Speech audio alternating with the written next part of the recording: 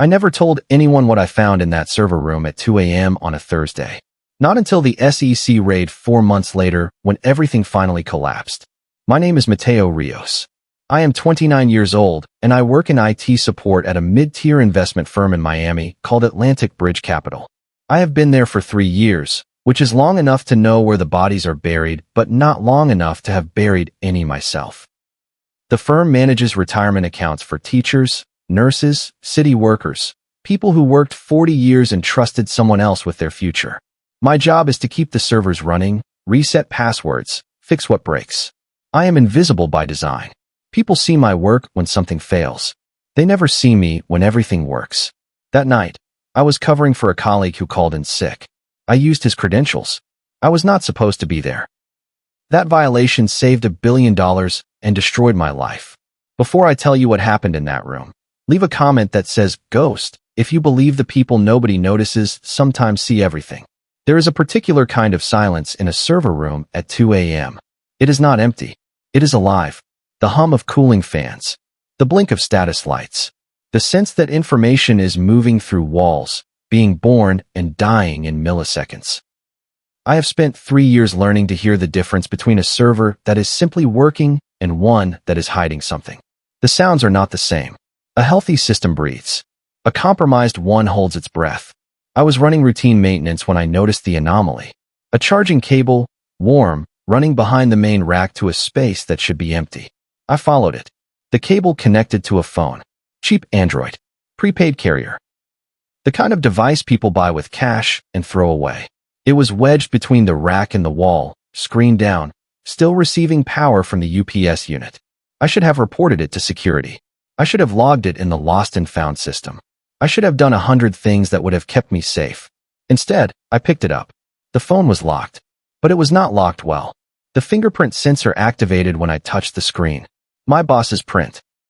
Adrian Vela, managing director, 47 years old, the man who promoted me twice and wrote my recommendation letters for nursing school, had been registered as a backup.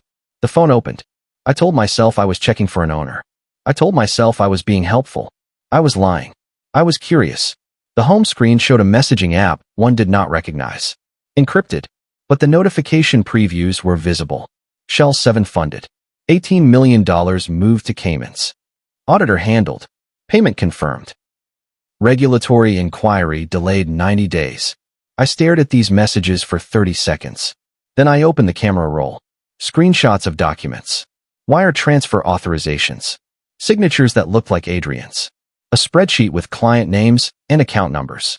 At the bottom, a total, $1.2 billion. I sat on the floor of the server room. The hum surrounded me.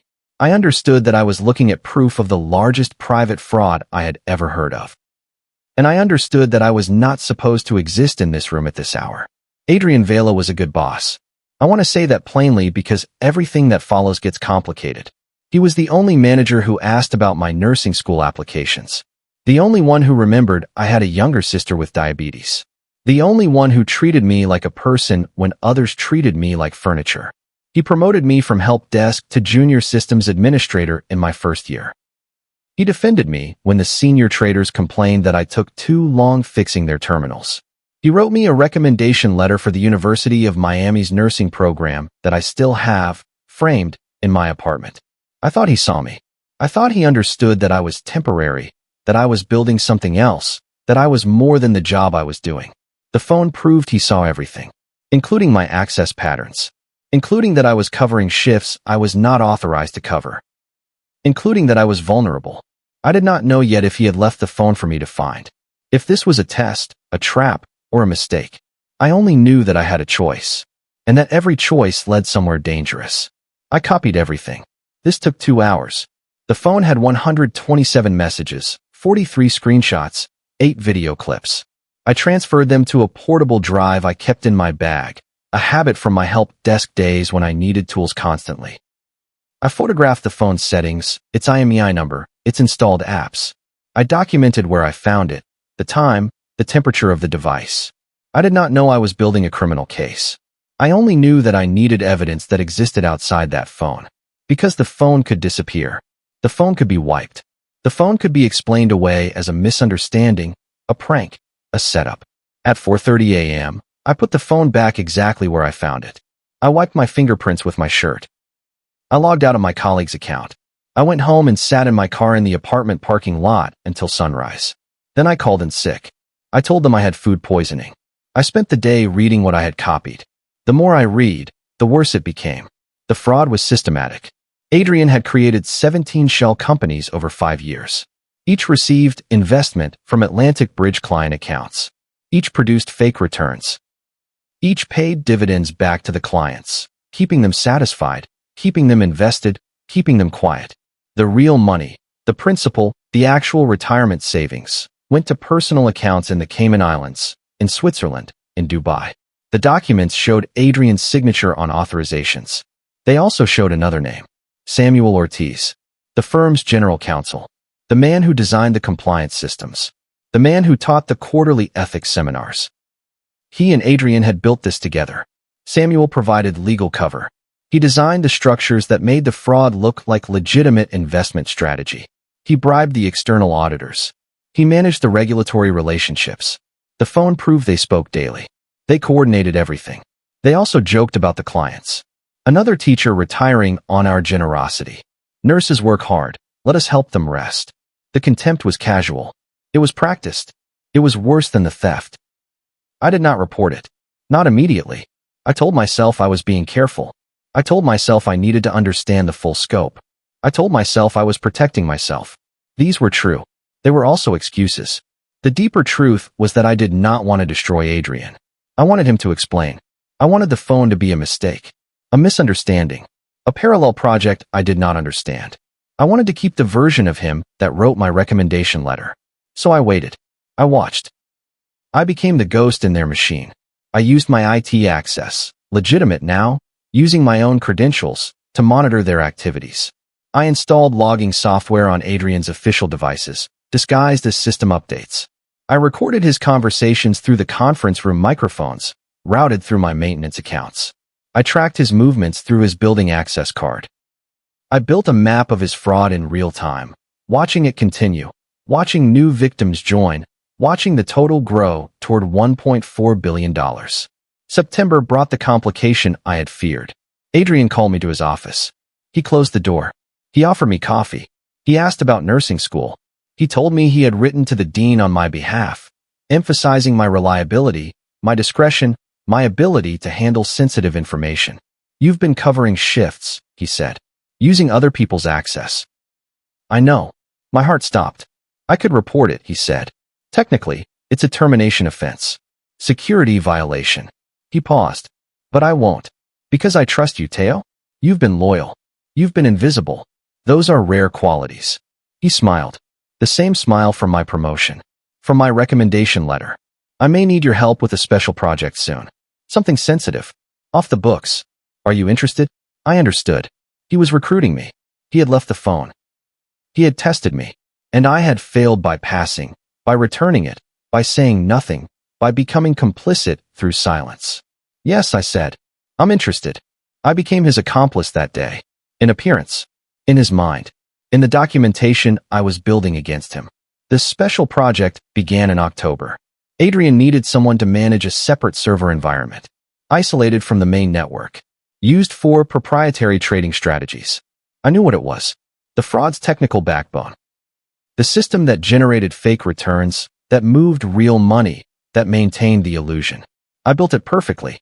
I documented every command, every data flow, every connection to the shell companies. I became the best employee Adrian had ever had. I worked late. I worked weekends. I asked intelligent questions about the trading algorithms that I knew were fictional. Adrian was pleased. He increased my salary by 15%. He mentioned a bonus at year-end. He trusted me completely. Because I had given him reason to. Because I had become what he needed. Invisible, competent, complicit. The ghost who built his machine and recorded every bolt. November brought the break I had been waiting for. The SEC announced a routine audit of Atlantic Bridge Capital. Standard practice. Random selection. Adrian and Samuel were confident. They had bribed auditors before.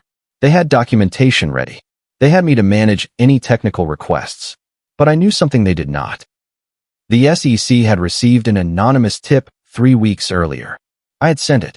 A single page, no details, just enough to trigger deeper scrutiny. Shell companies 7, 12, and 15 connected to personal accounts.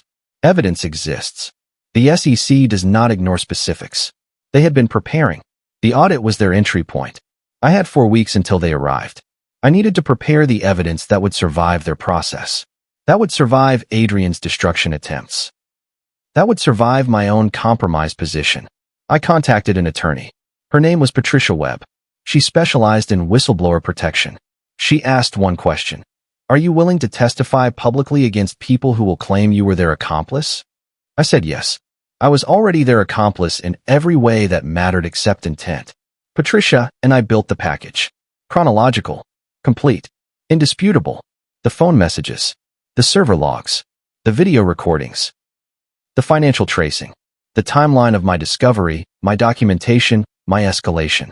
We included my initial violation, using a colleague's credentials, to demonstrate I had nothing to hide. We included my subsequent employment in the fraud to show I had penetrated it completely. We designed the release for maximum impact. The SEC would receive the package 24 hours before their audit began. Adrian and Samuel would be arrested at their desks. The firm would be frozen. The client accounts would be protected. I would be anonymous until necessary. Then I would testify. I spent Thanksgiving alone in my apartment, watching the city through my window, knowing that everything I had built for 3 years was about to end. My job, my references, my nursing school future, my identity as someone who followed rules. I ate instant ramen and waited. The SEC received the package on December 2nd. The audit began December 3rd. I was resetting a printer on the 3rd floor when the agents arrived. I heard the commotion from Adrian's office.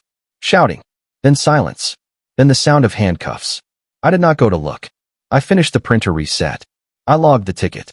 I returned to my desk and answered help requests for 2 hours while my boss was let out in chains. Samuel was arrested an hour later, attempting to shred documents in the general counsel's office. The SEC had anticipated this. They had his devices already. The shredding was redundant. At 2 p.m., an agent approached my desk. Mateo Rios? I stood. We need to speak with you. The office watched. The invisible man, becoming visible in the worst way. I followed her to a conference room. Patricia was already there. She had negotiated my status. Witness, not suspect. Protected, not charged. But only if I testified. Only if I became public. Only if I destroyed my anonymity completely. I testified for 3 days. Grand jury. Closed session, but recorded. I explained my discovery, my documentation, my penetration of the fraud, my role in maintaining it to gather evidence. The prosecutors were careful. They knew I had crossed lines. They knew my employment in the fraud was technically criminal. But they also knew I had saved them years of investigation. I had provided a complete map of $1 billion scheme, with confessions, with signatures, with video. The jury indicted Adrian and Samuel on 17 counts. Fraud, money laundering, conspiracy, bribery. The trial would take 18 months. My testimony would be public. My identity would be exposed. My career in IT, in finance, in anything requiring trust, would be finished. I understood this. I had understood it since I picked up that phone. The SEC confirmed my whistleblower status in January. I was entitled to 10% of recovered assets. The math was simple. $112 million. For destroying my life. For saving thousands of retirements. For becoming visible. The freeze came immediately. All my assets. My salary. My savings. My whistleblower award, pending. The government needed to verify that none of my money came from the fraud. This was standard. It was also devastating. I could not pay rent. I could not buy food. I could not attend nursing school, even if they would still accept me, which they would not. I was radioactive. The man who had been inside $1 billion fraud. Who had helped build it, even as he documented it. Who had taken a salary from it, even as he planned its destruction. I moved into my car in February. A Honda Civic, 8 years old, that I had bought with my first promotion. I parked in hospital lots, in grocery store lots, in the beach parking where no one checks overnight. I showered at a gym membership I could not afford, waiting for it to cancel.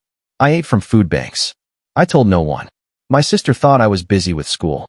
My mother thought I was traveling for work. I was 29 years old, worth $112 million on paper, sleeping in a car. The trial began in June. I testified for 4 days. Public. Televised. My name in headlines. The IT ghost who took down a billion-dollar fraud. The defense attacked me. I was a criminal. A conspirator. A man who violated security protocols, who lied to his employer, who participated in fraud for months before discovering his conscience. They implied I had been cut out of the scheme, that my testimony was revenge, not justice. I answered every question. I admitted every violation. I explained every choice. The jury believed me. Adrian and Samuel were convicted on all counts. Sentenced to 35 years. The money was recovered, most of it. $890 million returned to client accounts. Thousands of teachers, nurses, city workers kept their retirements. I watched the verdict on a television in a homeless shelter dining room. No one knew who I was. No one knew I was the reason they still had futures. I cried. Not for joy. For the distance between what I had done and what I had lost. My assets unfroze in August, 11 months after the raid. The SEC confirmed clean funds. The whistleblower award processed. $112 million, minus taxes, minus legal fees, minus the costs of being nobody for a year. I received $74 million. I bought a car, an apartment, a new name. The government offered witness protection. Not from physical danger. Adrian and Samuel had no violent connections, but from the life I could no longer live. I became Daniel Cruz, 34 years old on paper, though I was only 30. Background in healthcare administration. Recent transplant to Albuquerque. The government created history. School records. Employment records. Credit history. I was reborn as someone I had never been. Someone with no IT skills, no financial knowledge, no connection to Miami or fraud or visibility. I enrolled in nursing school. I had wanted this before. Now it was my cover. My redemption. My way of being useful without being seen. Nursing school was hard. Not intellectually. I had managed billion-dollar technical systems. But emotionally, physically, being present for suffering without fixing it. Holding hands instead of holding evidence. I learned to measure success in small things. A patient's pain managed. A family reassured. A night survived.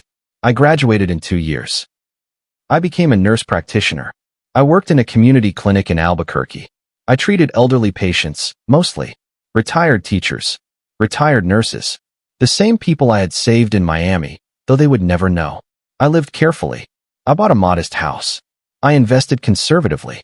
I dated once, briefly, but could not explain my past. I became solitary. Not lonely. Just contained. The man I had been was in a vault. The man I was becoming was still uncertain. I waited for the moment when Daniel Cruz would feel real, when Mateo Rios would feel like fiction. It had not come yet. 5 years after the raid, I treated a patient named Harold Yoon, 72 years old, retired high school teacher, diabetes, hypertension, the usual wear. We talked during his exam. He mentioned his pension. Almost lost it, he said. Some fraud in Miami. $1 billion. Can you imagine? I could imagine. I had imagined little else for 5 years. They caught them, though, he said. Some whistleblower. Never got his name. Some guy in IT, they said. Ghost in the machine. He laughed. Saved my retirement. Saved a lot of people's retirements. Never even knew what he looked like. I wrote his prescription. I checked his blood pressure. I scheduled his follow-up. Thank you, he said as he left. For everything. I said nothing. I smiled. I moved to the next patient. This was my life now. Invisible again, but differently. Not hiding evidence. Hiding victory. Hiding sacrifice. Hiding the distance between what I had done and who I had become. I want to tell you what this experience taught me, because I did not spend a year homeless, did not testify in public, did not become someone else, just to have a story. I did it because the truth is not always clean. Because the right choice does not always lead to the right outcome. Because justice and sacrifice are not the same, even when they travel together. Fraud does not announce itself. It arrives in recommendation letters, in promotions, in the person who sees you when others do not. The people who build billion-dollar scams are not monsters. They are mentors. They are friends. They are the ones who make you believe you matter, then use that belief against you. Do not stop believing you matter. But verify, document, build evidence outside their narrative. And if you discover you are inside their machine, become the ghost who records everything. Become the witness they do not see forming. Become the destruction they built for themselves. Adrian died in prison. Heart attack, 2027. 11 years into his sentence. I read about it online, through encrypted channels, using skills I should not still have. I felt nothing. Not satisfaction. Not grief. Just completion. The man who wrote my recommendation letter. The man who built a billion-dollar fraud.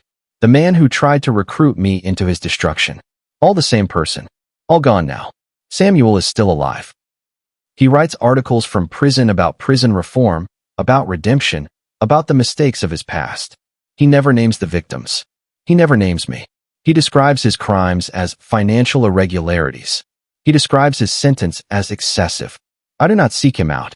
I do not need his acknowledgement. I have my patience. My clinic. My small life in Albuquerque.